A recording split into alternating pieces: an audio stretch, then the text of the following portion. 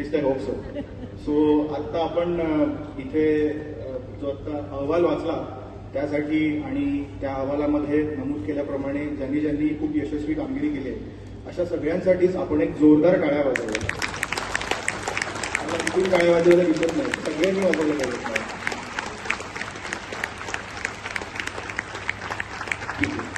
आता थोडीफार तरतरी आली असं म्हणू आपण. बरं, सर्वप्रथम व्यासपीठावर उपस्थित असलेले सगळेच मान्यवर, आदरणीय पदाधिकारी आणि माझे आदरणीय गुरुजन जे तिथे बसले, सगळ्यांनाच मी नमस्कार करतो. आणि खरंच खूप वर्षांनी परत एकदा कॉलेजमध्ये ह्या प्रांगणामध्ये आल्यानंतरचा जो एक आनंद आहे तो खरंच म्हणजे मी सांगू शकत नाही इतकं मला आनंद होतो. भगवान परशुरामांच्या या पावनभूमीमध्ये 65 साली आपल्या या कॉलेजची स्थापना झाली आणि मगाशी सांगितल्याप्रमाणे आपल्या कॉलेजला 60 वर्ष झाली. मंडळी, हा काळ व्यतीत करणं किंवा ह्या काळामध्ये कॉलेजचं बिल्डअप करणं हे फार कठीण असतं. आणि एखादी शैक्षणिक संस्था अशा पद्धतीने 60 वर्ष अगदी यशस्वीपणे पुढे आणणं हे शिक्षक, शिक्षकेतर कर्मचारी, त्याचबरोबर मूलतः विद्यार्थी या सगळ्यांची जबाबदारी असते. आणि मी तुम्हा सगळ्यांचेही आभार मानेन, कारण कुठे ना कुठेतरी प्रत्येक जण ह्या प्रवासामध्ये इक्वल कॉन्ट्रीब्युटर राहिला असं माझं प्रांजळ मत आहे. मी मगाशी म्हटलं तसं, आणि आय थिंक मी तिथे आता कार्यक्रमाची योजना पण बघतोय, मला माहिती आहे की तुम्ही सगळेच पारितोषिक वितरण समारंभासाठी खूप उत्सुक आहात, ते दिसतंय मला. त्यामुळे मी काही फार तुमचा वेळ घेणार नाही.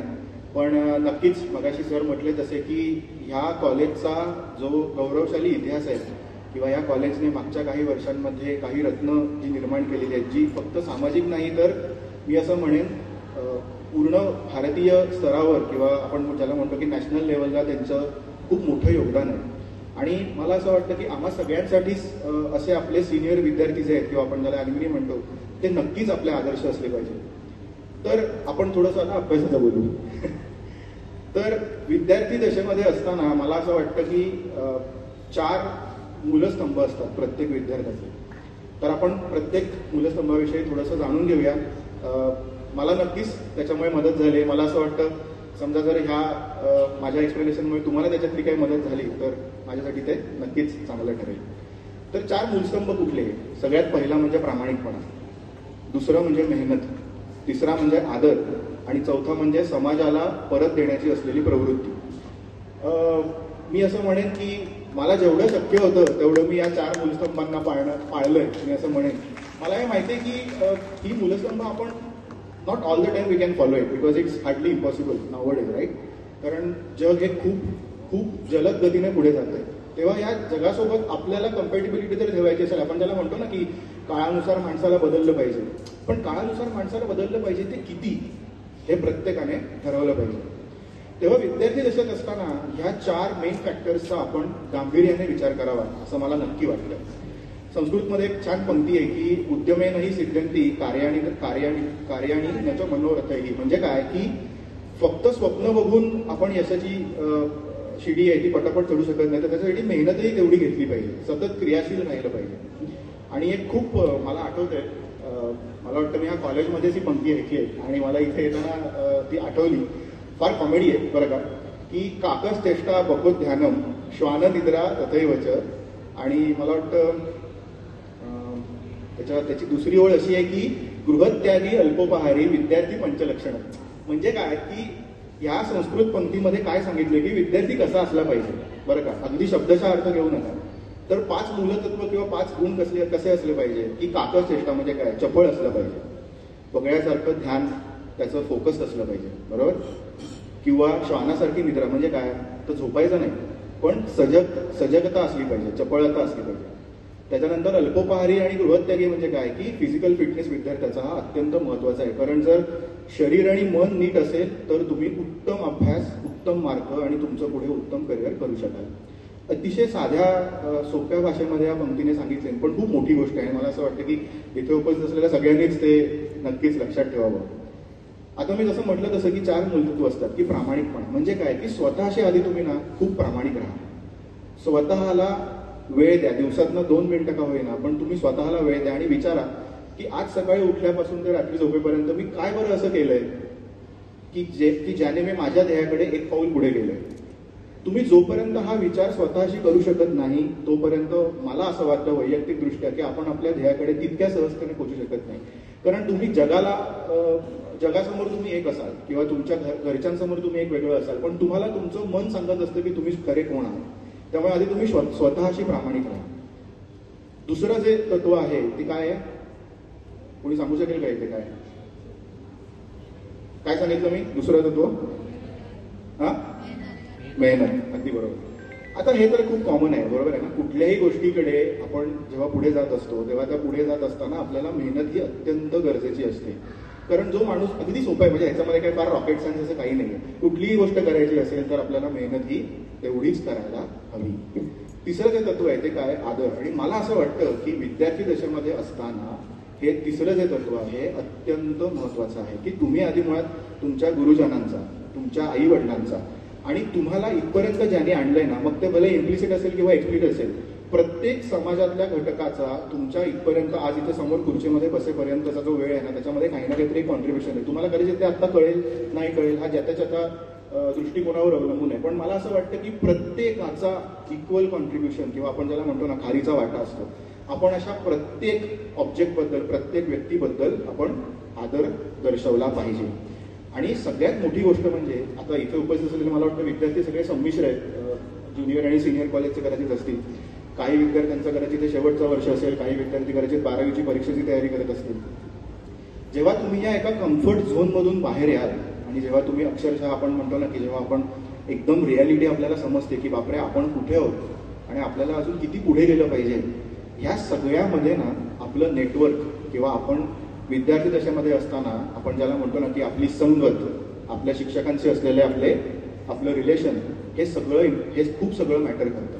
त्यामुळे मला असं वाटतं की कॉर्पोरेट क्षेत्रामध्ये येण्या अगोदरच तुम्ही ना हे गुण तुमच्यात आधी मुळात इन्व्हाइट करा की तुम्ही जेव्हा कॉलेजमध्ये आहात तेव्हा तुम्ही चांगलं छान प्रोडक्टिव्ह आणि पॉझिटिव्ह नेटवर्क बनवा. कारण हेच नेटवर्क मला असं वाटतं की तुम्ही जेव्हा प्रोफेशनल करिअर चालू कराल तेव्हा तुमचं पहिलं नेटवर्क असतं. तुम्हाला कोणी असं जगावेगळं रँडमली येऊन भेटत नसतं किंवा मिळत नसतं. तुमचं जे नेटवर्क असतं त्याच्यातनंच तुमचं हळूहळू ग्रोथ होत असतं. त्यामुळे तुम्ही समोरच्याचा आदर करायला शिका.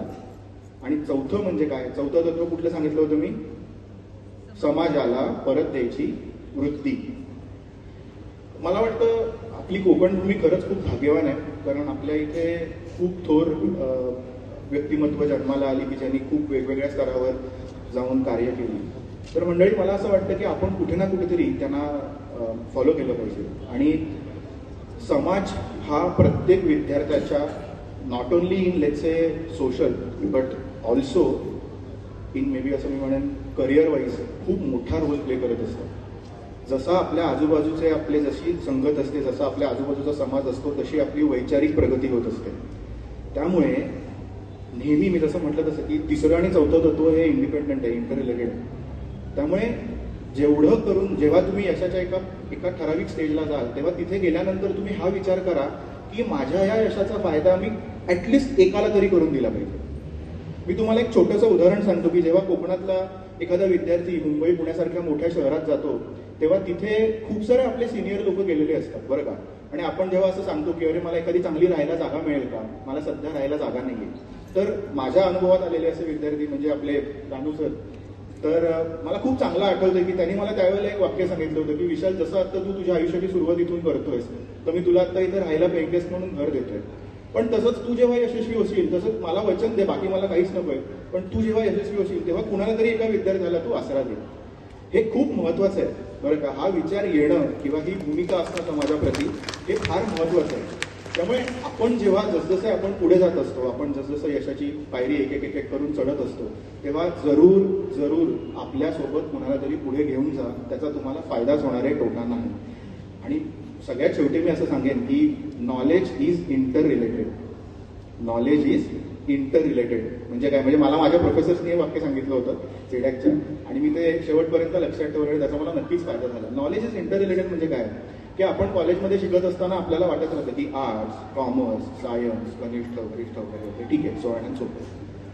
पण जेव्हा तुमचा हा प्रवास संपतो आणि जेव्हा आयुष्याची शाळा चालू होते तेव्हा तुम्हाला लक्षात येतं की अरे आपल्याला व्यवहारज्ञान तर हवंय. जेव्हा तुम्ही आजारी पडता तेव्हा कळतं अरे थोडंसं तरी बायोलॉजीचं कळलं पाहिजे होतं. बरोबर आहे ना? खूप छोट्या छोट्या गोष्टी असतात, पण त्या गोष्टी एकमेकांशी रिलेटेबल असतात. आणि मॅथमॅटिक्स तर काय सगळ्यांनाच माहिती आहे, व्यवहार ज्ञान नसेल तो उपयोग शून्य आहे. बरोबर? तेव्हा नॉलेज इज इंटर रिलेटेड. त्यामुळे तुम्ही आत्ता महाविद्यालयीन जीवनामध्ये अतिशय चांगल्या टप्प्यावर आहात. तुम्ही आत्ता जितकं गंभीरपणे ह्या सगळ्या प्रवासाला घ्याल तितकं तुमचं पुढचं आयुष्य हे सुखकर बनेल.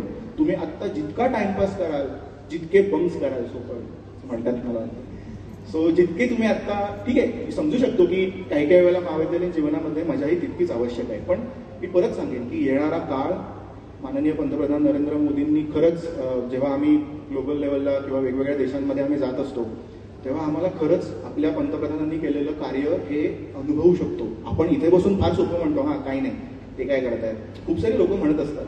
पण जेव्हा तुम्ही आपला कम्फर्ट झोन सोडून जगाच्या बाहेर, जगाच्या पाठीवर एक जबाबदारी नागरिक म्हणून जाता आणि तिथे तुम्हाला इंडियन हा टॅग असतो, तिथे कोणी चिपळूण, पुणे, मुंबई, बँगलोर वगैरे काही नसतं, तिथे भारतीय हा एक टॅग असतो.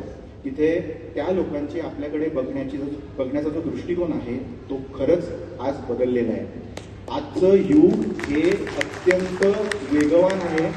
आजचं युग हे अत्यंत, ज्याच्याकडे स्किलसेट आहे त्याचं व्हॅल्यू ठेवणारं आहे. आणि हे शक्य झालंय हे खरंच आपल्या आदरणीय पंतप्रधानांमुळे झालेलं आहे. कारण त्यांनी खूप साऱ्या वेगवेगळ्या योजना, not only in IT but it also in many technologies and in many field त्यांनी आज आपल्याला एक अपॉर्च्युनिटी दिलेली आहे. आणि स्वामी विवेकानंद नेहमी सांगत आलेत की त्यांचा विश्वास कोणावर होता? तरुण पिढीवर होता. ते नेहमी म्हणायचे की तरुण पिढींनी सिंहासारखं काम करावं. बरोबर आहे? आत्ता मला ते आठवत नाहीये, पण नक्कीच तुम्ही घरी जाऊन गुगल करू शकता. स्वामी विवेकानंदांची एक खूप छान मराठीत एक कविताच म्हणेन मी की आजचा तरुण कसा असावा. अत्यंत सुंदर कविता आहे. कोणी वाचली असेल तर कदाचित त्यांना रिलेट होईल की त्यांनी खूप छोटे छोटे गुण सांगितले. मला असं वाटतं प्रत्येक ओळ ही आजकाल आत्ता इथे उपस्थित असलेल्या सगळ्यांनीच नक्कीच अंमलात आणली पाहिजे. आणि I think that's it. I hope मी तुम्हाला बोर नाही केलंय, पण आत्ता जे काही मी सांगितलं त्याचा नक्कीच गांभीर्याने विचार करा. आणि मी असं म्हणेन की कुठलीच वेळ उशीर नसतो. ठीक आहे? आज आत्ता इथून सुरुवात करा. नक्कीच यशाच्या पायऱ्या काही फार दूर नाही आहेत. थँक्यू आणि भारत माता की जय.